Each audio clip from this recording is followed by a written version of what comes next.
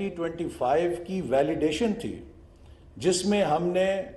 2025 تک 25ویں پوزیشن حاصل کرنے کا ہدف رکھا ہوا تھا۔ تو 2030 میں ہمیں 20ویں پوزیشن جو انڈورس ہوئی، تو وہ ہمارے اس ویژن کی انڈورسمنٹ تھی کہ ہم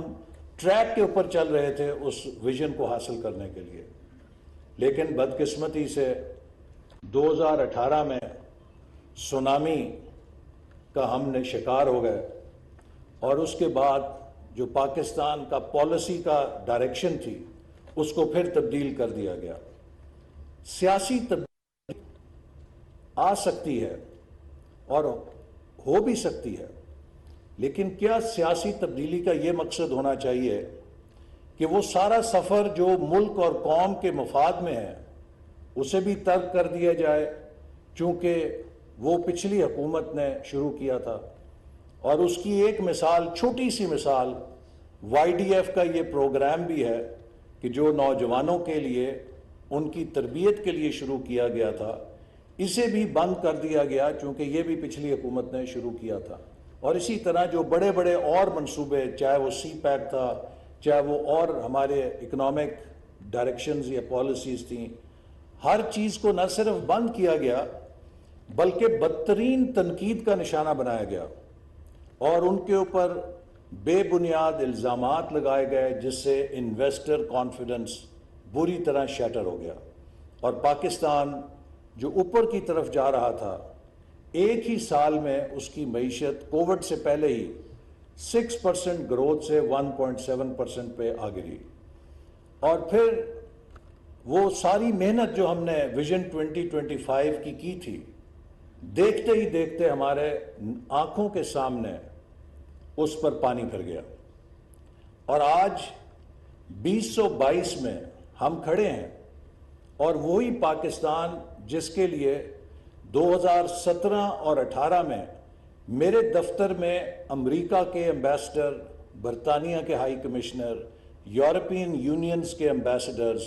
جاپان، خلیجی ممالک کے سفراء، سب آ کر ہم سے یہ مطالبہ اور تقاضا کرتے تھے کہ ہمیں آپ یہ بتلائیں کہ ہماری کمپنیاں کون سے CPEC کے اکنامک زون میں سرمایہ کاری کر سکتی ہیں۔ آج یہی پاکستان ان تمام دوست ممالک سے اپنے قرضے رول اوور کروا رہا ہے۔ تو یہ آج جب ہم 75ویں سالگرہ پہ کھڑے ہیں، اور میں اپنے پچھلے 25 سال کے سفر کا جائزہ لیتا ہوں، تو مجھے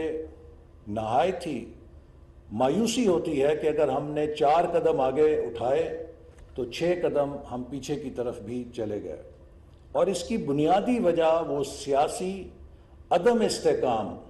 اور پالیسیز کا تسلسل نہ ہونا کہ جس نے ہماری ہر دور کی محنت پہ پانی پھیر دیا۔ تو ہمارے نوجوانوں کو، جو مجھ سے بڑا ایک سوال ہوتا ہے، میرا پیغام یہ ہے کہ اکثر لوگ ایز پلاننگ منسٹر مجھ سے یہ پوچھتے ہیں کہ آپ اگلے سال معیشت کی کیا فورکاسٹ کرتے ہیں؟ تو میں انہیں جواب یہ دیتا ہوں کہ میں اس بارے میں فکر مند نہیں کہ اگلا سال کیا ہوگا۔ میں اس بارے میں فکر مند ہوں کہ میری اولاد اور ان کی نسل جو آپ لوگ ہیں، جب یہ 2047 میں اگلے 25 سال کے بعد تاریخ کے سامنے کھڑی ہوگی، تو کیا یہ بھی میری نسل کی طرح شرمسار ہوگی، یا یہ نسل تاریخ کے سامنے سینہ چوڑا کر کے اپنے کامیابی پر ناز کر سکے گی؟ تو آج آپ کی نوجوانوں کے سامنے جو بڑا چیلنج ہے وہ یہ ہے کہ ہمارا جو پچھلا 25 سال کا سفر سیاسی عدم استحکام، انتشار اور پولرائزیشن کی نظر ہو گیا، کیا اگلے 25 سال کا ہمارا سفر بھی اسی روش پہ، ڈگر پہ چلے گا، یا اگلے 25 سال کے سفر کو ہم ایک نئی راہ پہ گامزن کریں گے کہ اس ملک کے اندر امن ہو، اس ملک کے اندر استحکام ہو، اس ملک کے اندر پالیسیز کا تسلسل ہو، اس ملک میں ہم اختلاف کریں لیکن اس اختلاف کو نفرت کی بنیاد نہ بنائیں۔ ہم اس ملک کے اندر اپنی رائے رکھیں لیکن اپنی رائے سے اختلاف رکھنے والے کو غدار یا اپنے سے کم درجے کا پاکستانی نہ تصور کریں۔ ہم اختلاف رکھیں لیکن اختلاف سے نبٹنے کے لیے ہم مکالمے کو اور ایک دوسرے کو سمجھنے کی روش اپنائیں، نہ یہ کہ ایک دوسرے کے سر پھاڑیں اور ایک دوسرے کے خون کے پیاسے ہو جائیں۔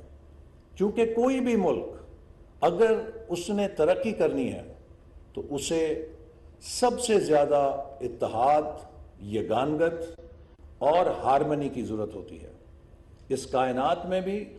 جو نظام چل رہا ہے وہ ہارمنی کے اصول کے مطابق چل رہا ہے۔ اس کائنات میں مختلف ستارے ہیں، مختلف گیلیکسیز ہیں، مختلف سسٹمز ہیں جو اپنے اپنے نظام میں گامزن ہیں، لیکن اگر یہ سب فلوٹنگ سسٹمز اس کائنات کو، اس کے وجود کو قائم رکھے ہوئے ہیں تو اسی لیے کہ ہر کوئی اپنے مدار میں اور اپنے نظام کے ساتھ جڑا ہے اور وہ دوسرے کے نظام میں خلل نہیں ڈال رہا۔ یہ جو ہارمنی کا تصور ہے یہی قوموں کے لیے بھی نہایت اہم ترقی کا فلسفہ ہے کہ اپنے اپنے مدار کے اندر اگر ہم موجود ہیں تو ہمارے مداروں کو ایک دوسرے سے ٹکرا کر نظام کے اندر انتشار نہیں پیدا کرنا چاہیے۔ اسی لیے جب ہم پاکستان کی تعمیر نو کی بات کرتے ہیں، اگلے 25 سال کی بات کرتے ہیں، تو اقبال کا پیغام ہمارے لیے نہایت ہی اہم ہو جاتا ہے۔ میرے نزدیک اقبال کے جو اشعار ہیں ان میں جو 2-3 پیغام ایک اسٹوڈنٹ کی حیثیت سے آپ لوگوں کے لیے بہت اہم ہیں۔ اقبال نے قوم کو پہلا درس یقین کا دیا کہ اگر آپ میں یقین نہیں ہے، آپ میں سیلف بلیف نہیں ہے، آپ کی سیلف اسٹیم جو ہے وہ لو ہے، تو آپ دنیا میں کبھی کوئی بڑا کام نہیں کر سکتے۔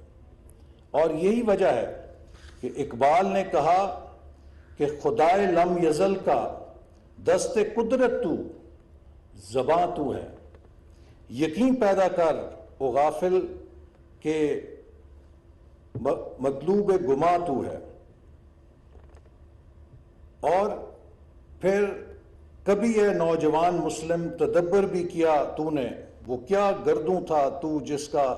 ہے ایک ٹوٹا ہوا تارا۔ اور پھر سن اے تہذیب حاضر کے گرفتار، غلامی سے بدتر بے یقینی۔ آج اگر کوئی پاکستانی نوجوان کو یہ بتائے کہ ہم ایک غلام قوم ہیں تو میں سمجھتا ہوں کہ وہ پاکستانی قوم کی توہین ہے اور تذلیل ہے۔ ایک ایٹمی قوت غلام نہیں ہو سکتی۔ ایک ایسا ملک جس کے پاس ایٹمی صلاحیت ہو، کوئی دشمن اس کی طرف میلی نگاہ اٹھا کے نہیں دیکھ سکتا۔ اگر ہم اپنے نوجوانوں کو یہ درس دیں گے کہ ہم غلام ہیں اور ہم دنیا کی بہت ہی کمتر قوم ہیں